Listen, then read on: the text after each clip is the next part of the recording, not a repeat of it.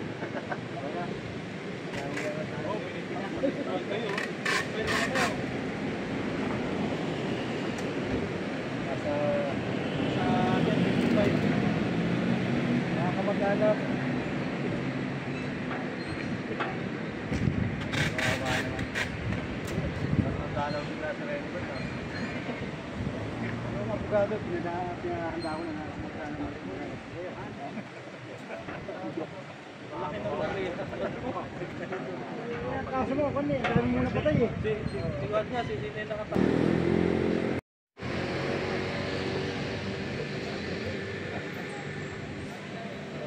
Dito naman po sa area po, sa labas po ay yung mga tent po ay para po yan sa mga taga DPOS po at saka yung mga transport department personnel sa mga ngasiwa po sa traffic at orderliness po ng ating lugar. At patungo po tayo dun sa kabilang gate po. Kita po natin ngayon.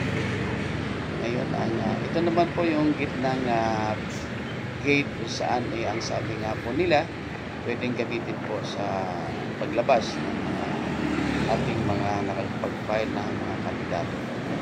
Narito na po tayo ngayon sa kabilang side po na tayo ng gate. Ito po yung sinasabi kanina po na gate 4, gate 4 po, kung saan ang mga mag-file na kanilang certificate of candidacy na taga-district 1, 2, and 3 dito po sa gate po na ito papasok po sila. Tingnan nyo po, makikita po natin inaayos po na maigi po ng mga matauhan ng Quezon City Government tsaka ng COMELEC ang paglalagay po ng mga signages upang po malilito ang mga kandidatong papasok po rito. Ayan na nga po, District 1, 2, and 3 nasa Gate 4. Tandaan po natin, Gate 4 po papasok ang mga file ng certificate of candidacy na taga District 1.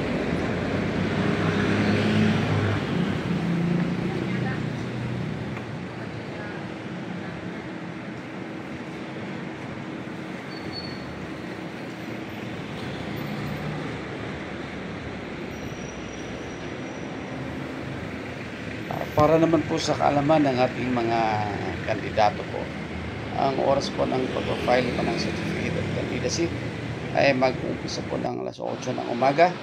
Dito po yung matatapos ng alas 5 ng hapon. Dito naman po sa area ito, ang lahat ng mga pinapayagan pong makapasok na mag-file ng kanilang certificate of candidacy ay dito po sila papasukan at ilalagay. May mga upuan na po dito. Dito po, ayon po sa aking pagkakaalam at ang sinabi po nila, dito po gagawin ang tinatawag na screening po sa bawat mag-file ng certificate of candidacy. May kanya-kanyang mga tent na po yan, may mga lugar na po, District 1, 2, 3, and 4, 5, and 6 po. Kaya sa makikita po natin sa nakaupo, ang mga upuan po at lamesa po, mga upuan po ay limitado lang po ang nilagay. Ibig sabihin lang po, hindi po lahat ay kaagad papasukin para ma-screen, no? Mag-undergo ng screening. Magkaiba yung sa mga skate tsaka sa barangay? Hindi, pareho. Pare-pareho na rin. Halos sabay-sabay yun? Sabi ng mga nangangasiwa ay papasok po sa area na ito para sa loob, para po sa evaluation po. Kanya-kanya rin po yan. Meron na po District 1, 2, 3, and 4. Sa kanan po, makikita po natin. Ayan po. Yan po ay nasa kaliwa po yan ay dito sa kanan po. Diyan po sa kanan nito. Makikita po ang ang District 1, 2, and 3 po. Diyan po nilagay. At dito naman po sa kaliwa, makikita po natin ay para naman sa District 4, 5, and 6 po. Nakahanda na rin po ang may interview pa ba yun, pare? mga taga-media. Sa mga kandidato? Media po ay binibigyan rin po ng lugar Pero nilimit para yung sa Magna ng 2 minutes. kanilang kasi hindi pwedeng pagko-cover ng tanggap na ng tanggap yun, di ba? na nangyayari po sa 2 loob minutes na magpapa-interview. ng Amborano. So, discretionary na yon. Kung saan ang mga kandidato Oo, dito. ito upang mag-file po ng kanilang certificate of candidacy. Dito po sa area na to, dito po magpipictorial yung mga tapos na nakapag-file ng mga kandidato. Ito po yung lugar kung saan sila nakaupo para sa pag-filing, ma-evaluate, ma-examine, verify po yung kalang certificate of candidacy. 4, 5, 6 po ito. At sa kabila naman po is yung 1, 2, 3. Sandali lang naman po yung interview. Kung meron hong interview na kailangan, ito po ay nasa COMELEC po na discretion po yun kung tatagal po o magkaroon po ng interview. Pero may interview daw ako, mga 2 minutes lang. 21,000 mag-file. So ibig sabihin nun, 1,500 a day. Sa city treasurer. kasi possibility po niyan ay tawag nun yung kung magkasabay-sabay, kasi karamihan gusto daw nila mag-file August 28. 8,500 a day.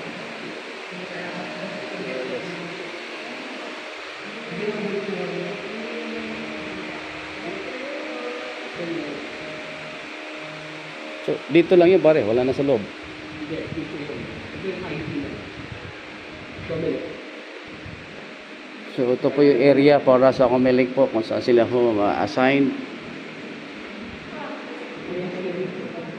Ito po yung parking area para sa mga Yan ang COMELEC driving area. So definitely pare, hindi na pwede pumasok ng sasakyan nila. Bakit? Doon lang sa labas Sila ba papasok. Walang dito puro authorized Mga officials authorized. So walang ID, hindi pwede pumasok dito sa area na to.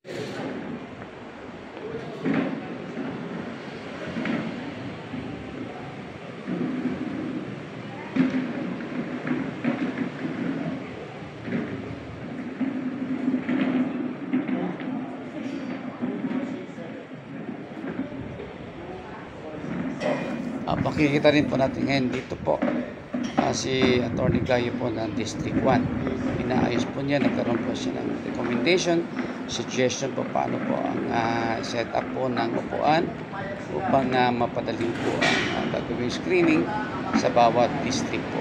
Si Attorney Gayo po ay na-assign po niya sa District 1. Nagkamali po yata siya na sa District 4 po na lugar. Ayun ang kanya pong naayos, kaya nabigla po siya kanina at akala niya District 1 po yung kanyang inaayos. Ngunit ayun naman sa kanya, mas maganda nga pare-pareho na lang po ang arrangement po ng upuan at saka ang lamesa doon po sa gagawing screening sa mga kandidato. Ayan na po, gusto po niya, sabi niya, ganun po ang gagawin.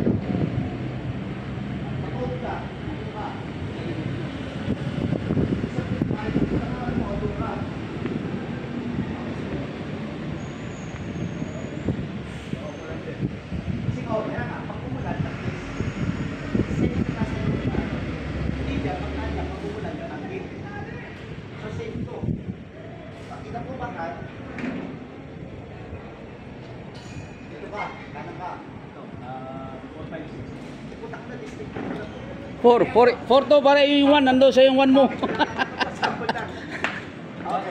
Upload ka doon. Pag-disapprove ka, dito labas ka ulit. Tabi. Oo, yan sa labas. Oo, hindi. Magkakita ka na dapat ng tabi mo doon, Manero. Kasi pagpunta nakaharap, dati ito nakaharap, ang plane doon po. Pasok dito kayo sa Pinapakan ko na. hindi pa yan. Kaya yan, ang kita talaga yan sa pag-ibig. Mas dito, pag umulan. Hindi, pagka umanglipat puro na lang ng phone. Walang problema ang COVID-19. Mga kandidato magsisisi. Dito lang yung ano, dito lang yung pinitelify. Yan yung nag-i-implement ko. Masakit, 5 and 6. Kasi tutugtungan sa sila dyan. 1, 2, 3, 4, 5, 6.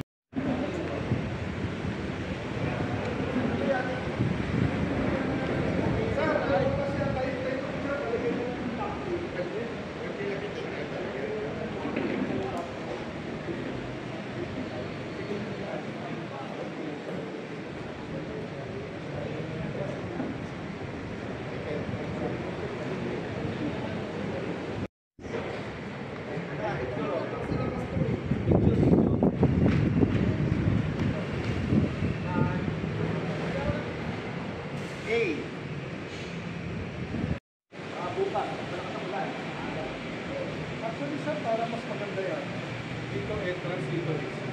Para pag ano na sila. Pwede! Pwede! Dito na natin i-entrance sa dito. Pwede! Oo. Kasi para exit dito, labas na sila dito. Kasi hindi na sila babangga ng ganon sa mga umaakyat. Dito na yung last. Diba?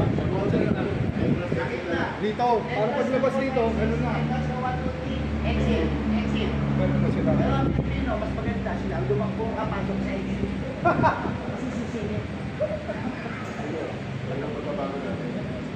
Para yung exit doon sa dulo, diretso na pala. Yes, Wala pang hindi na papagya dito yung Papay na lang tayo na entrance exit.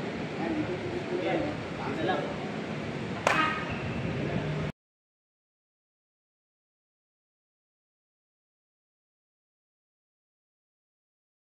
Doon naman po sa ating mga kandidato, no, sa loob makikita nyo po yung mga dos na gagawin po sa inyong certificate of candidacy at saka yung kung anong mangyayari po kung incomplete po ang inyong certificate of candidacy.